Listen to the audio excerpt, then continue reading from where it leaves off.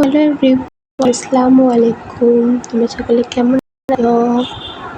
আমি সামিয়া ইসলাম নিয়ে চলে আসলাম একটা শর্ট ভিডিও নিয়ে। জানি না এটা শর্ট না হবে নাকি লং হবে।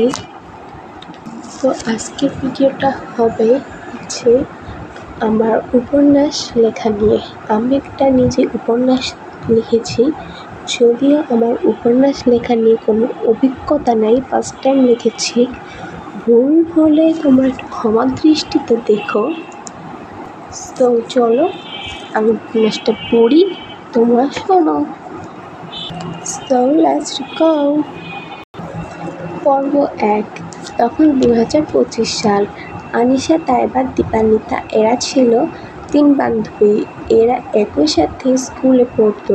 হঠাৎ একদিন তাইবা আনিশা আর দীপান্বিতার মতবাদ না নিয়ে ঠিক করলো ঘুরতে যাবে।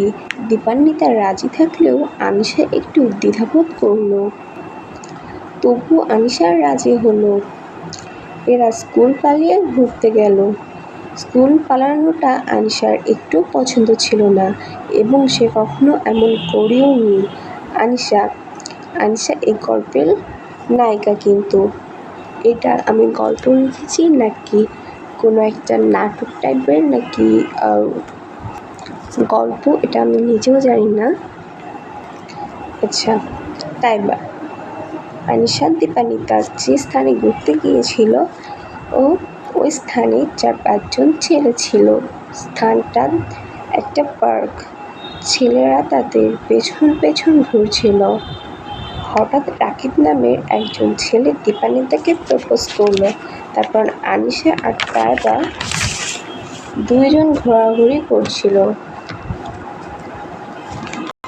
দীপান্বিতা রাকিব নামের ছেলেটার প্রপোজাল অ্যাকসেপ্ট করেছিল, যদিও আর দীপান্বিতা তার বিএফ এর সাথে অ্যাকচুয়ালি নিউ বিএফ এর সাথে ছিল।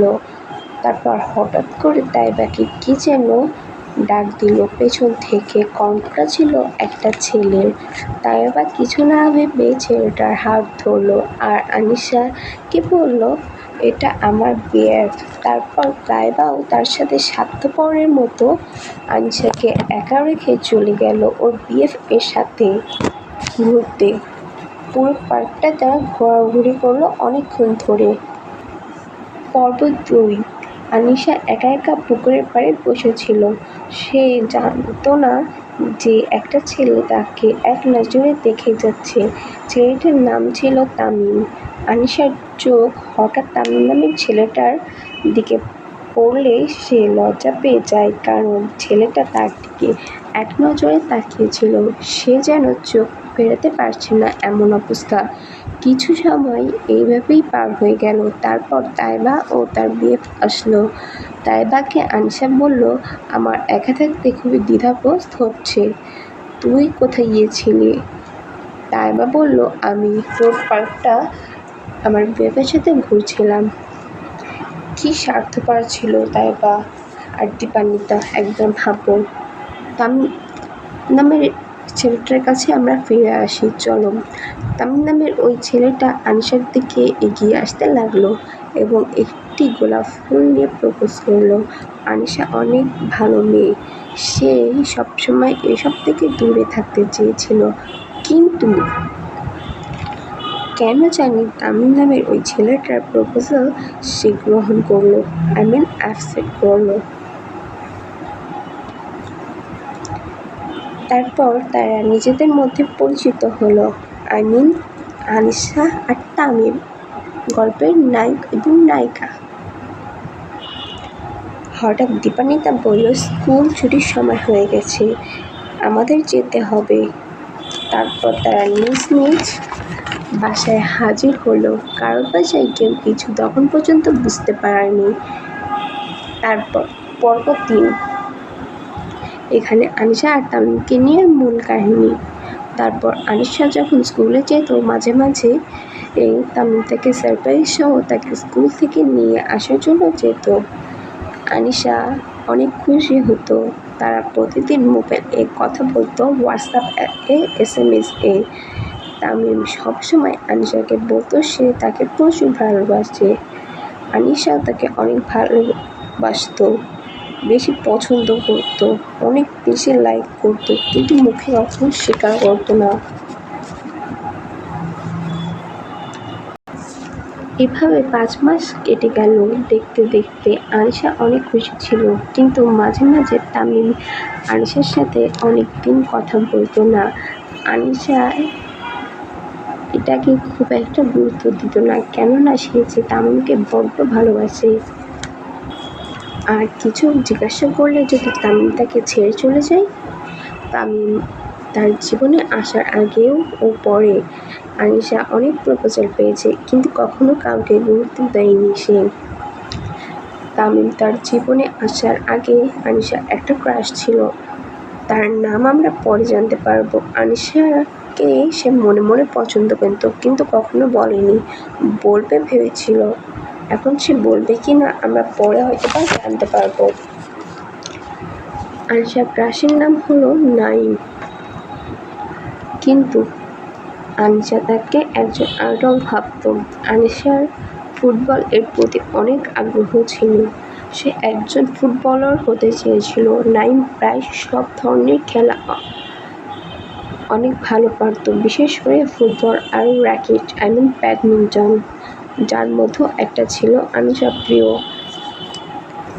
নাইম দেখতেও অনেক সুন্দর। আনিশা জানতো না যে নাইমও তাকে পছন্দ করে, লাইক করে, ভালোবাসে। যাই হোক, আমরা আনিশা আর তামিমের গল্পে ফিরে আসি। পর্ব 4। 6 মাসে আনিশা একদিন চুপি চুপি তামিমকে SMS দিল হোয়াটসঅ্যাপে। তামিম রিপ্লাই দিল। তাদের মধ্যে ভালোই রোমান্টিক কথা হচ্ছিল। হঠাৎ আনিশার বড় ভাই আনিশার রুমে আসলো এবং আনিশার মুচকি মুচকি হাসি দেখে তার সন্দেহ হলো, এবং তার সাথে সে আনিশার ফোনটা নিয়ে সব দেখলো। সাথে সাথে সবকিছু দেখার পর আনিশার ভাইয়ের মাথা গরম হয়ে গেল। আনিশার ভাই ছিল অনেক হট ম্যাজিক। তোমাদের তো আনিশার ভাইয়ের নাম বলা হয়নি। আনিশার ভাইয়ের নাম আবির। আবির একটু হট মেজাজি ছেলে। হঠাৎ হঠাৎ তার মাথা গরম হয়ে যায়। আবির আনিশার কাছ থেকে তামিম এর কথা শোনার আগে সে তামিমের কাছে কল দেয় এবং তাকে ভালোভাবে একজন ভাই হিসাবে বোঝায়। সে বলে, দেখো, আমি আনিশার বড় ভাই এবং তোমার নাম আমার বোনের ফোনে তামিম বয়ফ্রেন্ড বলে সেভ করা, তামিম বয়ফ্রেন্ড জানু বলে সেভ করা। আমি একজন বড় ভাই হিসেবে তোমাদেরকে সাজেস্ট করতে পারি যে এই বয়সে তোমরা এসব করো না। এইসব করার বয়স এখন তোমাদের না, এখন তোমাদের পড়াশোনা করার বয়স। এমনভাবে আবির তামিমকে অনেক বোঝায়, অনেক বেশি বোঝানোর চেষ্টা করে, কিন্তু তামিম বোঝে না। সেজন্য আবির একটু হালকার উপর একটু হুমকি দেয়। তারপর তামিম একটু ভয় পেয়ে যায়, আর আবির হুমকি দেওয়ার পর কল কেটে দেয় আর আনিশার কাছ থেকে তার ফোনটা নিয়ে নেয়। তারপর তামিম আর আবিরের মধ্যে তারপর তামিম আর আনিশার মধ্যে কোনো কথোপকথনই চলতো না। কিছুদিন যায়, আনিশার মন তখনও ভালো হয়নি। ভালো কি হয়, আনিশা যে তামিমকে বড্ড ভালোবাসত। এক কথায় বলা যায় নিজের জীবনের চেয়েও অনেক ভালোবাসত, সত্যিকারের ভালোবাসত। আনিশা কিছুদিন বাসায় খাবার খেত না, এমনকি পানি পর্যন্ত না। এভাবে সে অসুস্থ হয়ে যায়, এমনকি তাকে হসপিটালে অ্যাডমিট করতে হয়। এভাবে 2 সপ্তাহ সে হসপিটালেই থাকে। হসপিটাল থেকে ফেরার পর সে যখন সুস্থ হয় এবং স্কুলে যায়, একদিন তার মাথায় একটা বুদ্ধি আসে, কোনো একটি দোকানে যেয়ে তামিমকে কল দেওয়ার। তামিমের নাম্বার তো তার মুখস্থই ছিল। সে তামিমকে কল দিল একটি দোকানে যেয়ে। কলটা ধরল তামিমের আম্মু। তামিমের আম্মু আনিশাকে প্রশ্ন করে, তুমি কে? আনিশা উত্তর দেয়, মানুষ, যাতে করে তামিমের বাসায় কোনো ঝামেলা না হয়। কিন্তু তামিমের আম্মু অনেক বুদ্ধিমান মানুষ ছিল। সে বলল, তুমি কি আমার ছেলের কিছু হও? আমাকে বলো, আমি যদিও বুঝতে পেরেছি, তবে আমি পরিষ্কারভাবে বুঝতে পারবো তুমি বললে। আনিশা উত্তর দিল, হ্যাঁ, আমি আপনার ছেলে তামিম, অর্থাৎ আপনার ফুফু বৌমা। তামিমের আম্মু বলল, তোমার আব্বু আম্মু কী করে? তুমি কোথায় থাকো? এরকম বহু প্রশ্ন। তামিম সব প্রশ্নের উত্তর দিল। আনিশার আব্বু একজন আর্মি এবং তার আম্মু গৃহিণী। যাই হোক, তামিমের আম্মু আনিশাকে খুবই ভালোভাবে বোঝায় যে, তোমাদের এই বয়স এসব করার সময় না, তোমরা এখন কলেজ শেষ করবে, তারপর এসব করলে মানা যায়, এবং তোমাদের মতো ভালো পরিবার হলে তো কোনো কথাই না। এরকম অনেক কথা সে আনিশাকে বলে। আনিশা মন খারাপ করে বলল, আপনি একটু আমাকে তামিমের কাছে কল ধরিয়ে দিন দয়া করে। তামিমের আম্মু বলল যে, না, যা বলবো আমার সাথে বলো, ওকেই? আনিশা তার এই ভাব দেখে অনেক রেগে গেল। আনিশার ভাই আবিরের মতন ছিল আনিশা, যেহেতু তারা একই মায়ের পেটের ভাই বোন, তো একই রকম তো হবেই। আনিশাও ছিল একদম আবিরের মতোই হট মেজাজি, একটুতেই মাথা গরম হয়ে যায় তার।